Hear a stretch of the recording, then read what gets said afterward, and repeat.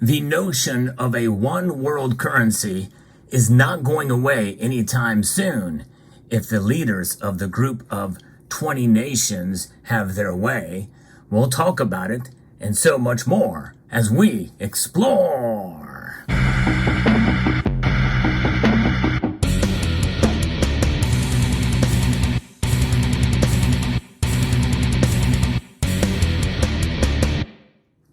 There will come a day when even gold and silver stackers will probably long for the golden days of the fiat currency systems issued by their respective nations.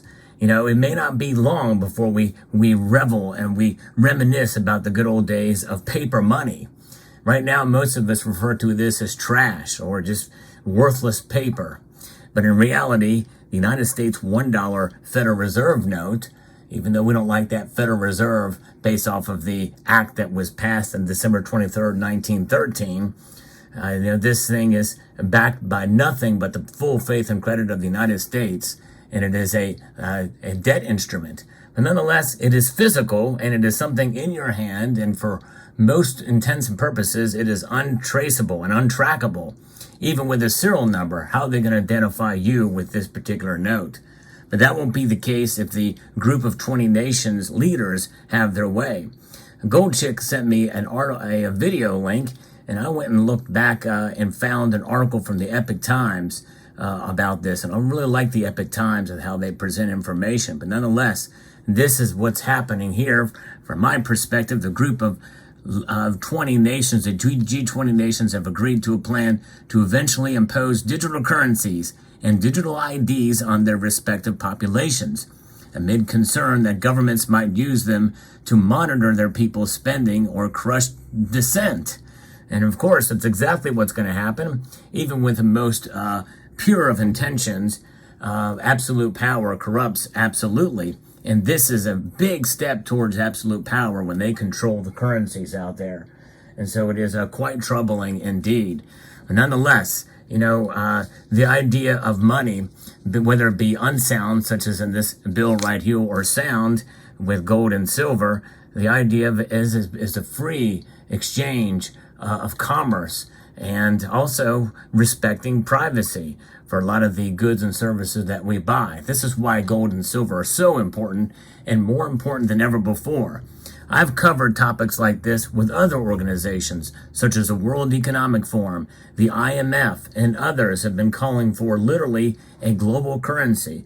That's pretty much apocalyptic and biblical proportions of what we talk about, a one world currency. And this is an example of it here being talked about and bantered about by the group of 20 nations. And the G20, which is made up of the world's leading rich and developing nations, is currently under India's presidency, adopted a final declaration on the subject over the past weekend in New Delhi. So it's already been done. They have adopted this final declaration. And by the way, if you enjoy videos like this where I talk about the news with regards to monetary policy and precious metals, I hope you will consider subscribing to the channel. Also cover topics on the fundamentals of stacking precious metals and buying precious metals. So hope you will consider sticking around and watching this video and others that come. I have a whole catalog of well over 6,000 videos too, if you want to take the time to search the channel for other videos. The group has announced last week that they had agreed to build the necessary infrastructure to implement digital currencies and ideas. So there you go. So they're going to actually start to build this thing out, much like now what the Federal Reserve is doing with its Fed Now system. You don't hear much about that, but it is in place with some hiccups, and they want to build that out too in order to do a federal, nationwide central bank digital currency. And that could come if it gets sneaked through in pieces and piecemeal through legislation here in this country. The article continues, while the group said that discussions are already underway to create international regulations for cryptocurrencies, it claimed that there was no talk of banning cryptocurrency at the summit. Well, of course, they're not going to do that, and not then and there. Many critics are concerned that governments and central banks will eventually regulate cryptocurrencies and then immediately replace them with central bank digital currencies, which lack similar privacy and security, hence the word central and bank. But you know what? They can only do so much with gold and silver, because unless they take it from our cold, dead hands, they're not going to get our gold and silver. And there will be a black market, an underground market for transacting in gold and silver if it ever came to that. Indian Finance Minister Nirmala Sitharaman said that the discussions are underway to build a global framework to regulate crypto assets, because they believe that cryptocurrencies can't be regulated efficiently without total international cooperation. Let that sink in too. They can essentially stop cryptocurrency for the most part. There may be some ways to be able to get through, but it's going to be much harder for them to stop silver and gold.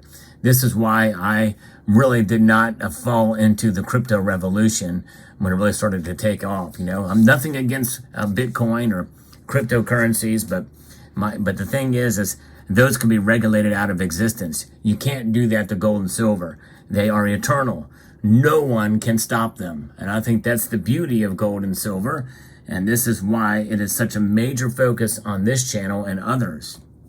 India's G20 presidency has put on the table key issues related to regulating or understanding that there should be a framework for handling issues related to crypto assets. Ms. Sitherman said before the G20 gathering. The top items discussed at the New Delhi summit included building digital public infrastructure, digital economy, crypto assets, and CBDCs. Jita Gopinath, the International Monetary Fund's first deputy managing director, said in a video posted on X, formerly known as Twitter, that the G20 helped shape a global perspective on how policymakers should deal with crypto assets. You know what? I don't know about you, but if you are in the crypto space, this should really scare you. But you know what? It doesn't scare for those of us who hold gold and silver, because, again, as I said, I cannot stress this enough. Gold and silver are eternal. And when you think about it, the grand scheme of things, unless they are wiped out by a nuclear weapon, I would think that if a nuclear weapon were to drop on your home, if you have gold and silver, that might evaporate and obliterate the atoms to such a degree that it would be very hard to reconstitute. But a fire, an explosion, even a bomb, even a JDAM dropped on your gold and silver stash, that can be reconstituted if possible. I mean, heck, I've talked about recycling gold and silver, and in a video posted literally years ago, I talked about how you can reconstitute silver out of sewage water. That's right. You can actually recycle silver out of sewage. And they are finding more and more practical ways to recycle silver in myriad of different ways, and gold too. Now, this individual here, the first deputy managing director, Jita Gopinath, told Business Today that there was no talk of banning cryptocurrencies, indicating a global consensus against such measures in the discussions, at least not right now. But all the other language that is being talked about here is leading down that path, and it could happen very, very quickly. I'd be shaking in my boots if I had all my assets in crypto. However, some of all the suggestions call for additional policing of cryptocurrencies, which are decentralized and don't operate under central banks' control, which makes them a big threat. Critics say that these proposals might allow government authorities to impose social credit score system, much like what's already happening in China with their central bank digital currency, and decide how their citizens can spend their money. Money that, by the way, can expire. These dollars, by the way, can only expire if they are demonetized by the government, but that would include all of them. With central bank digital currencies, it can be targeted to individuals very easily and very quickly. So this is why I say if something like this gets implemented, you're going to long for the days when cash was king, and truly is king right now. Nonetheless, there's also a talk about digital IDs. European Commission President Ursula von der Leyen called for digital ID systems similar to COVID-19 vaccine passports, and for an international regulatory body for artificial intelligence. AI and digital IDs, what could go wrong? probably everything. She called for the United Nations to have a role in AI regulation and called the European Union's COVID-19 digital certificate a perfect model for digital public infrastructure, which would include digital IDs. Anybody that lives in the European Union, let me know what your thoughts are about the digital COVID-19 digital certificates. Many of you are familiar with these digital certificates, she says, the EU developed for itself. The model was so functional and so trusted that 51 countries and 4 continents adopted it for free, she says, but that's improper English, but nonetheless. Today, the World Health Organization uses it as a global standard to facilitate mobility in times of health threats. Don't even get me started on the World Health Organization. That's another can of worms. But nonetheless, this is what they want to do. But there is lacking public support for this. The Cato Institute 2023 CBDC National Survey from May found that only 16% of Americans support for adoption of a central bank digital currency.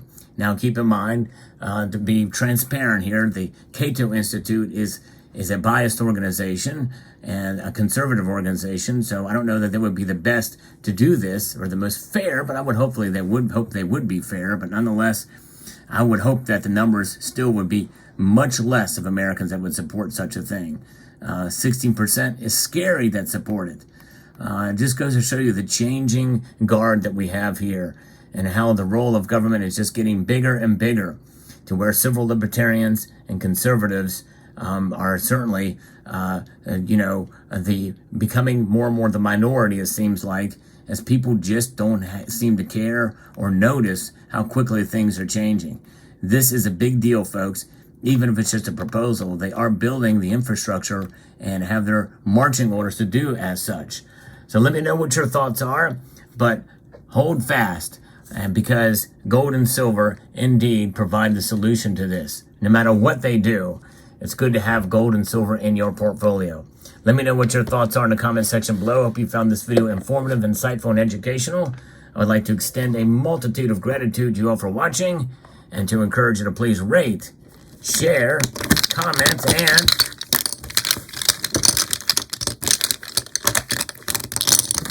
subscribe.